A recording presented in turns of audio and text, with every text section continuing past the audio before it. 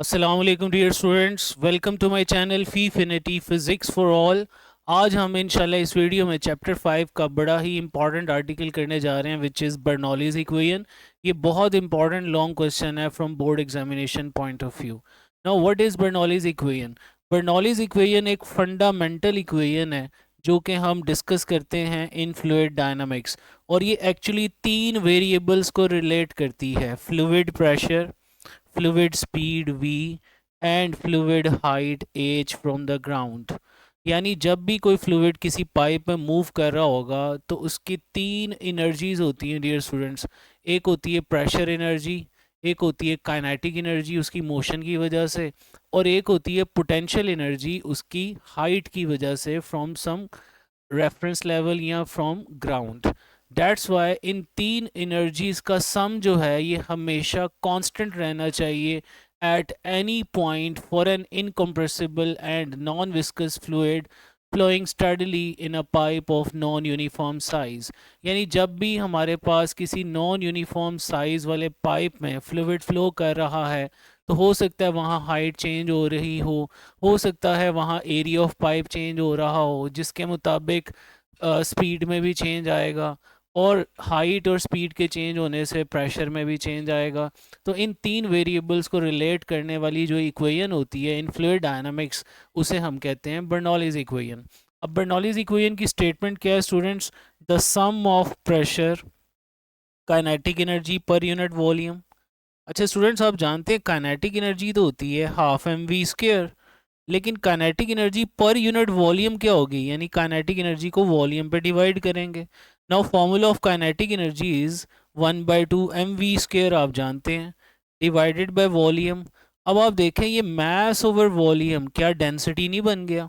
यानी kinetic energy per unit volume को हम 1/2 डेंसिटी इंटू वी स्क्वेयर कहेंगे, यानी डेंसिटी मतलब रो। इसी तरह नेक्स्ट टर्म है potential energy per unit volume. यानी अगर आप पोटेंशियल एनर्जी को वॉल्यूम पे डिवाइड करें, ये देखिए potential energy per unit volume क्या बनेगी? It would be mgh divided by volume. अब आप देख सकते हैं ये जो मास ओवर वॉल्यूम है ये डेंसिटी बन गया। So potential energy per unit volume को हम क्या कहते हैं? रो जी एच। सो मैथमेटिकली मैं इस चीज़ को ऐसे लिख सकता हूँ students, mathematically P plus 1/2 rho V square plus rho G H, this has to be constant everywhere at any point for a fluid flowing steadily in a pipe dear students। अच्छा ये yellow वाला colour सही नज़र नहीं आ रहा। Next students, इसमें ये तीनों टर्म्स प्रेशर भी हैं और ये तीनों टर्म्स को हम एनर्जी पर यूनिट वॉल्यूम भी कह सकते हैं। यानी total energy per unit volume for a fluid remains constant. इसीलिए हम बर्नौलीज इक्वेशन को manifestation of law of conservation of energy भी कहते हैं। जिस तरह हमने पिछले टॉपिक में पढ़ा था इक्वेशन ऑफ कॉन्टीन्यूटी जो कि मैनिफेस्टेशन है law of conservation of mass के लिए, इसी तरह बर्नौलीज इक्वेशन ये कंजर्वेशन ऑफ एनर्जी को अप्लाई करती है। आइए अब हम इसकी डेरिवेशन की तरफ चलते हैं, और आफ्टर डिराइविंग द फार्मूला इस फार्मूला की कुछ और इम्पॉर्टेंट चीज़ें हैं वो बाद में डिस्कस करेंगे। तो सपोज़ किया ये हमारे पास ग्राउंड आ गई और ग्राउंड से एक सर्टन हाइट पे हमारे पास यहाँ पे एक पाइप आपको नज़र आ रहा है। अब ये पाइप आप देख रहे हैं, अपर सेक्शन इसका जो है डैट इज़ वाइडर और जो लोअर सेक्शन है वो ज़रा नैरो है। तो हम कह देते हैं अपर सेक्शन पे जो एरिया है वो A1 है, ओके। और जो फ्लूइड का प्रेशर है यहाँ पे डैट इज़ P1, और यहाँ पे जो फ्लूइड की स्पीड है dear students that is V1, और फ्लूइड ने जो डिस्टेंस कवर किया है जिसे हम डेल्टा x1 से डिनोट यहाँ पे कर रहे हैं, और ये बराबर होगा V1 इंटू टी के, या V1 इंटू डेल्टा टी कर लें। इसी तरह अगर आप नीचे वाले पोर्शन पे आ जाएं इस फ्लूइड के जो कि नैरो एंड है, यहाँ पे जो एरिया होगा डैट इज़ A2, यहाँ फ्लूइड की जो स्पीड होगी डैट इज़ V2, और यहाँ पे फ्लूइड का जो प्रेशर होगा डैट इज़ P2। अच्छा इस प्रेशर P2 को मैंने इनवर्ड क्यों शो किया है ये आगे चलते हुए डेरिवेशन में मैं आपको एक्सप्लेन करता हूँ। और यहाँ पे जो डिस्टेंस ट्रैवल किया है फ्लूइड ने दैट इज डेल्टा x2। तो एक्चुअली हमने एक अपर रीजन में भी एक सेक्शन लिया जिसको इस तरह मैं हाईलाइट करके शो कर रहा हूँ, और एक लोअर शेडेड रीजन भी हमने यहाँ लिया, सेम वॉल्यूम एलिमेंट हमने कंसिडर किया। और ये बात मैं इक्वेशन ऑफ कॉन्टीन्यूटी में समझा चुका हूँ आपको कि जब आप सेम वॉल्यूम एलिमेंट लिक्विड का लेंगे नैरो पार्ट में तो उसकी लेंथ ज़्यादा होगी और वाइडर पार्ट में उसकी लेंथ कम होगी, इसलिए आप देख रहे हैं डेल्टा x1 कम है डेल्टा x2 की निस्बत। अब दूसरी बात रही हाइट की। अब कोई भी पाइप हो स्टूडेंट्स, अगर उसकी हाइट लेनी हो, मतलब ये कह लीजिए ये नीचे ग्राउंड है, तो अब इसकी हाइट या तो पाइप के नीचे से ली जाए या पाइप के ऊपर वाले पॉइंट से ली जाए। क्या कहते हैं स्टूडेंट्स? तो जब किसी चीज़ की दो वैल्यूज़ एग्जिस्ट कर रही हो तो उसका एवरेज लेते हैं, और एवरेज मिड पॉइंट होता है। तो इसका जो मिड पॉइंट बनेगा that would be this line, central line of the pipe. तो हमेशा पाइप के सेंटर से हाइट ली जाती है। ये हाइट लेना भी गलत होगा और ये वाला भी गलत होगा, सो सेंटर से हाइट ली जाती है। आइए अब हम हाइट को शो कर देते हैं। इसमें फ्लूइड ये ब्लू कलर का कॉन्टीन्यूसली फ्लो कर रहा है। अपर पॉइंट पे इसकी ज़मीन से हाइट h1 है और लोअर पॉइंट पे जो हाइट है डैट इज़ h2। अब यही सारी बातें आपने स्टार्ट में डेरिवेशन में लिख देनी है, और उसके बाद डेरिवेशन के स्टेप्स बड़े सिंपल से हैं जो कि हम कर लेंगे।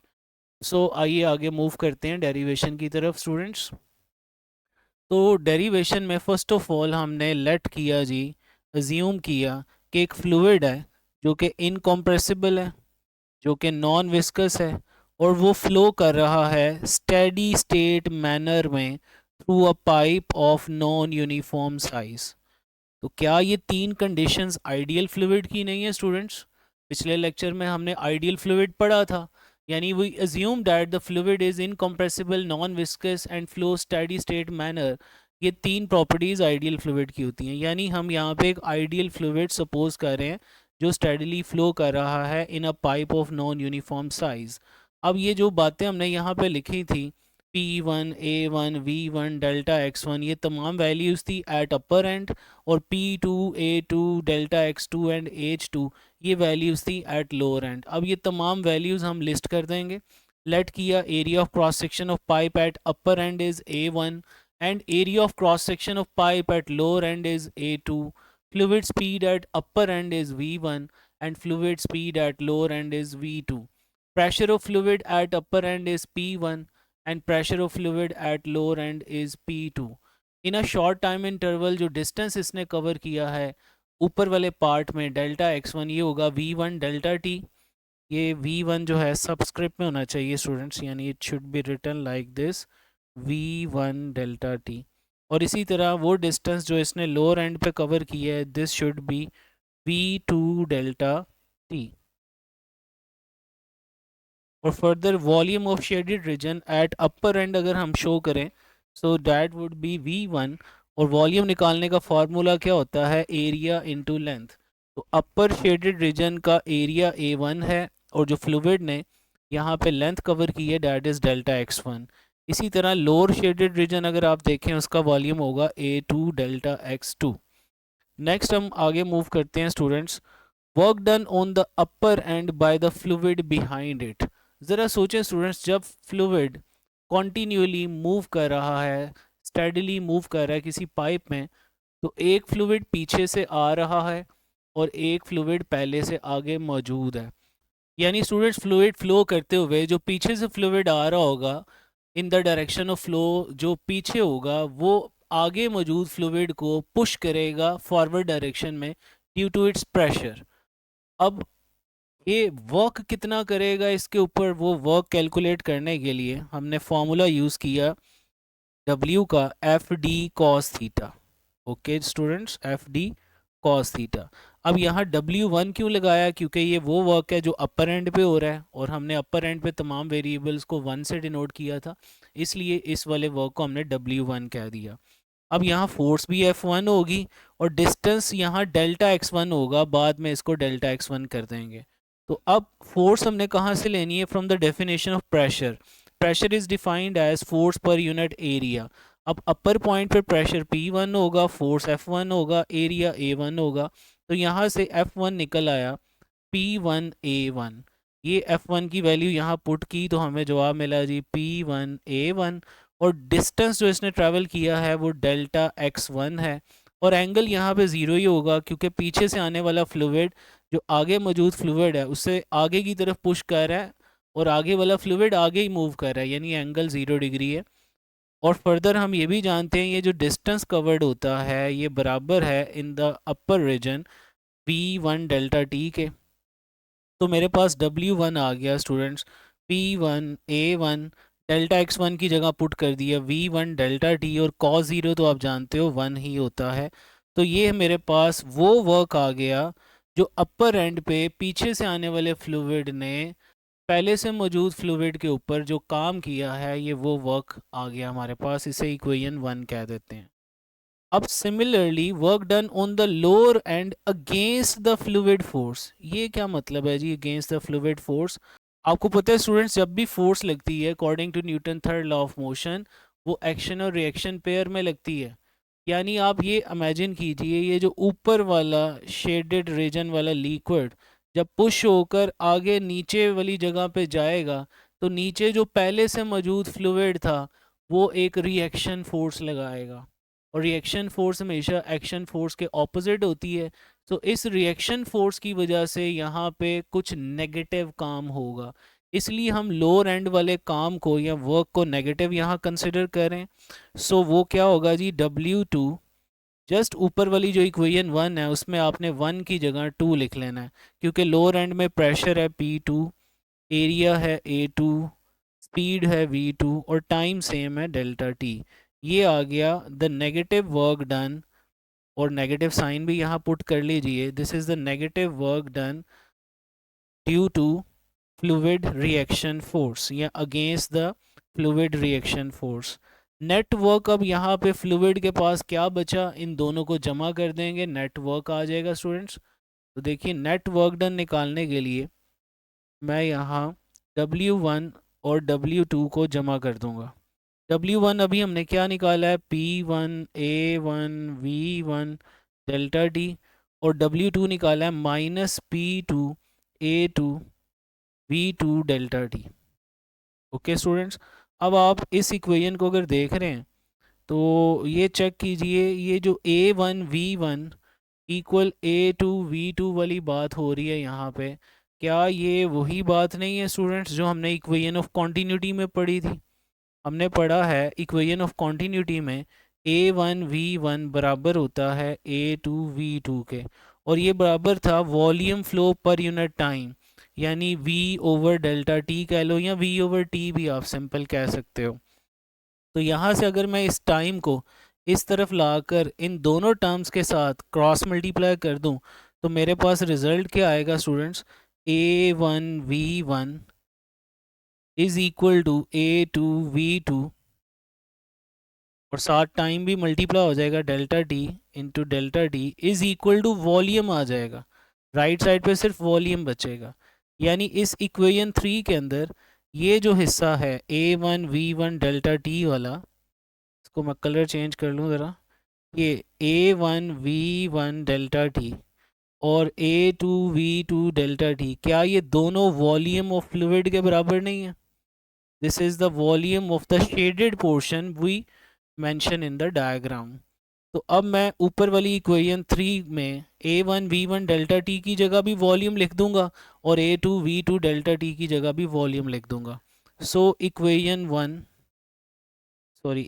3 becomes W is equal to P1 A1V1 delta T की जगह वॉल्यूम आ गया, और माइनस आएगा बीच में P2 A2V2 डेल्टा टी की जगह भी वॉल्यूम आ गया। अगले स्टेप में मैं वॉल्यूम को कॉमन ले लेता हूँ, तो अंदर ब्रैकेट में बचेगा P1 माइनस P2।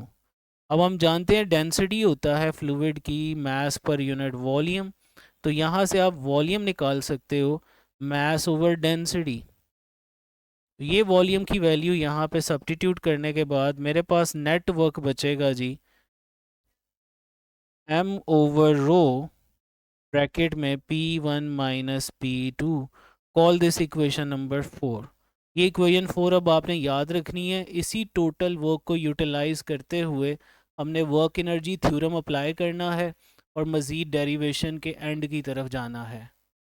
अब स्टूडेंट्स, हमने पिछले चैप्टर में वर्क एनर्जी थ्योरम में ये बात पढ़ी थी कि जो वर्क होता है वो बराबर होता है चेंज इन एनर्जी के। वो चेंज इन एनर्जी, वो चेंज इन काइनेटिक एनर्जी भी हो सकती है, चेंज इन पोटेंशियल एनर्जी भी हो सकती है। और यहाँ पे आप देख रहे हैं कि जो फ्लूइड है उसकी हाइट भी चेंज हो रही है जब वो 1 पॉइंट से 2 पॉइंट की तरफ मूव कर रहा है, और उसकी स्पीड में भी चेंज आ रहा है, यानी उसकी काइनेटिक एनर्जी भी चेंज हो रही है। लिहाजा हम ये कहेंगे कि जितना नेट वर्क फ्लूइड के पास मौजूद है वो इसके अंदर चेंज इन पोटेंशियल एनर्जी भी लाएगा और चेंज इन काइनेटिक एनर्जी भी लाएगा according to work energy theorem. अब चेंज इन काइनेटिक एनर्जी और चेंज इन पोटेंशियल एनर्जी क्या होती हैं, यहाँ पे सब्स्टिट्यूट करते हैं। पहले जो हमने पिछली स्लाइड में ये नेट वर्क निकाला था स्टूडेंट्स, m ओवर रो P1 माइनस P2, ये यहाँ पे सब्स्टिट्यूट कीजिए। m ओवर रो P1 माइनस P2। अब चेंज इन पोटेंशियल एनर्जी का क्या मतलब है? फाइनल पॉइंट पे जितनी पोटेंशियल एनर्जी है उसमें से इनिशियल पॉइंट की पोटेंशियल एनर्जी माइनस कर दें। फाइनल पॉइंट पे पोटेंशियल एनर्जी होगी mgh2 और इनिशियल पॉइंट पे होगी mgh1। तो mgh2 माइनस mgh1 ये आ गई मेरे पास चेंज इन पोटेंशियल एनर्जी। इसी तरह चेंज इन काइनेटिक एनर्जी होगी 1/2 mv2 स्क्वायर, ये फाइनल काइनेटिक एनर्जी है, इसमें से इनिशियल वाली काइनेटिक एनर्जी माइनस कर देंगे, 1/2 mv1 स्क्वायर। अब स्टूडेंट्स आप देख रहे हैं जो राइट साइड पे ये चारों टर्म्स हैं, ये mgh2 mgh1 1/2 mv2 square and 1/2 mv1 square, इन तमाम में मैथ कॉमन है। तो अगर मैं मैथ को कॉमन लाकर लेफ्ट साइड वाले मैथ के साथ कट कर दूं तो इधर मैं डायरेक्ट ही इसको कट कर रहा हूँ, ये देखें।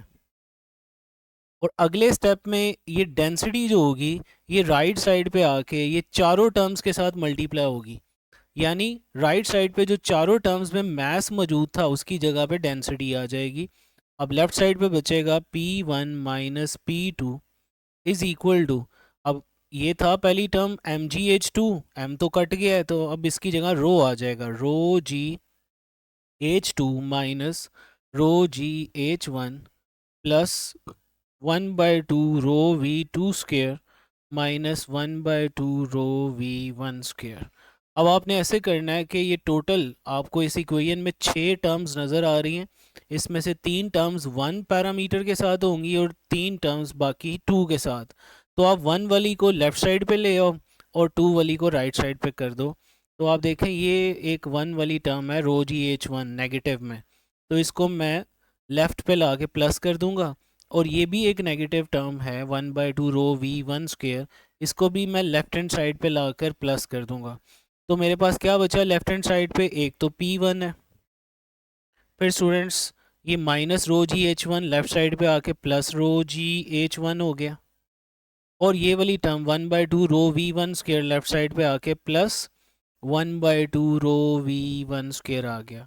अब लेफ्ट हैंड साइड पे ये जो माइनस P2 था इसको स्टूडेंट्स मैं राइट हैंड साइड पे ले जाके प्लस कर दूंगा, तो ये माइनस P2 राइट साइड पे जाके बन गया प्लस P2, और आगे ये वाली दो टर्म्स हम एज इट इज़ लिख देंगे rho gh2 and 1/2 rho v2 square.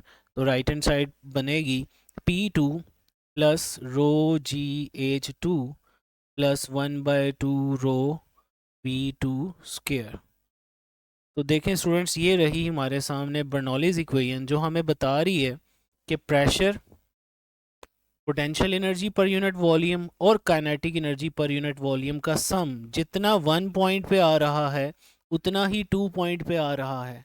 यानी जब भी कोई फ्लूइड इनकम्प्रेसिबल नॉन विस्कस होते हुए जब फ्लो करता है स्टेडीली किसी पाइप के अंदर, तो हर जगह हर पॉइंट पे इन 3 एनर्जीज पर यूनिट वॉल्यूम का सम हमेशा कांस्टेंट रहता है, यानी दिस प्रूव्स एनर्जी कंजर्वेशन।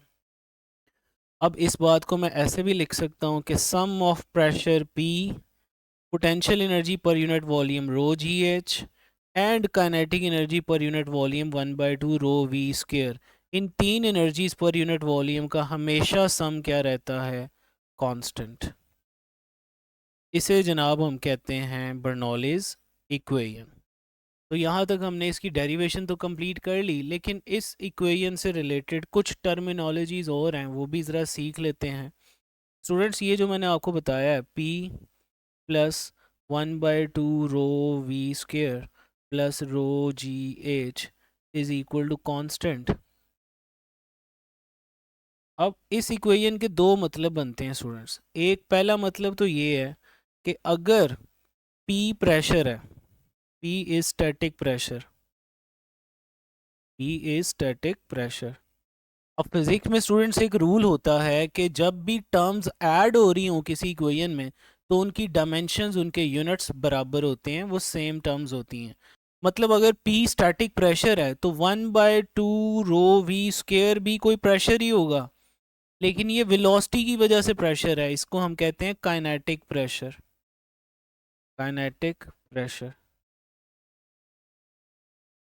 और रो जी एच भी फिर कोई प्रेशर ही होगा, इसे हम हेड प्रेशर कहते हैं, या pressure due to potential energy, head pressure. दूसरी बात स्टूडेंट्स, ये तो आपको मैंने स्टार्ट में ही बता दिया था कि 1/2 रो वी स्क्वेयर जो है, 1/2 रो वी स्क्वेयर, ये एक्चुअली है kinetic energy per unit volume. और जो रो जी एच है, ये है potential energy per unit volume. तो फिर जो प्रेशर है, ये भी कोई एनर्जी पर यूनिट वॉल्यूम होना चाहिए। तो यहाँ हम क्या करते हैं, प्रेशर को वॉल्यूम से मल्टीप्लाई कर देते हैं और वॉल्यूम पे डिवाइड कर देते हैं। अब पीवी बन जाएगा pressure energy, pressure energy per unit volume. तो प्रेशर का एक और नाम आपके सामने है, ये याद रखिएगा, प्रेशर को हम simply pressure energy per unit volume भी कहते हैं। ये तीन टर्मिनोलॉजीज भी याद रखिएगा। सम टाइम क्वेश्चन आ सकता है जी, मैं अगर पूछूं जी 1/2 रो वी स्क्वेयर का यूनिट किसके बराबर होगा, प्रेशर के बराबर होगा। जो प्रेशर का यूनिट है वही 1/2 रो वी स्क्वेयर का होना चाहिए, वही रो जी एच का होना चाहिए। ओके, हमेशा सिमिलर टर्म्स ऐड होती हैं। यानी मैं कहूँ अगर 2 बनानास प्लस 3 ऑरेंजेस, तो हम ऐड नहीं कर सकते। हाँ, 2 बनानास प्लस 3 बनानास हों तो टोटल 5 बनानास हो जाएंगे। इसी प्रिंसिपल की बेस पे मैं कह रहा हूँ, अगर P प्रेशर है तो 1/2 रो वी स्क्वेयर भी प्रेशर होगा, रो जी एच भी प्रेशर होगा। तो इन तीनों क्वांटिटीज़ के जो यूनिट्स होंगे वो पास्कल होंगे, या जिसे हम न्यूटन पर मीटर स्क्वेयर भी कहते हैं, या इसे energy per unit volume joule per metre cube भी कहा जा सकता है। सो डियर स्टूडेंट्स, यहाँ तक आज का लेक्चर ख़त्म हुआ। इंशाल्लाह नेक्स्ट वीडियो में हम इसी बर्नौलीज़ इक्वेशन की एप्लीकेशंस को डिस्कस कर रहे होंगे। अगर ये वीडियो पसंद आई है तो इसको लाइक करें, शेयर करें और मेरे चैनल को सब्सक्राइब करें। थैंक यू, जज़ाकल्लाह, अल्लाह हाफिज़।